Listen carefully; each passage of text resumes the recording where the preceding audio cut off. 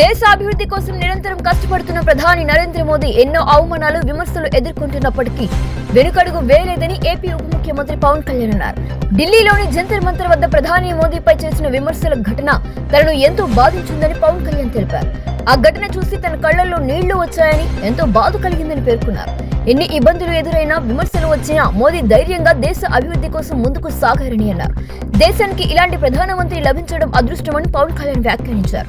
తనను విమర్శించిన వారిని సైతం క్షమించే గొప్ప మనసు ప్రధాని మోదీ వ్యక్తిత్వానికి నిదర్శనమని పేర్కొన్నారు. దేశ ప్రయోజనాలే లక్ష్యంగా పనిచేస్తున్న నాయకుడిగా మోదీని కొనియాడారు. అలాంటి ప్రధానమంత్రిని చాలా మంది ఆయన మీద మాట్లాడుతూ ఉంటే, ఆయన్ని అనకూడని మాట్లాడుతూ ఉంటే నా గుండె కదిలించేసింది. నా కన్నీళ్ళు వచ్చినాయి, బాధ వచ్చింది. దేశం కోసం కష్టపడే వారికి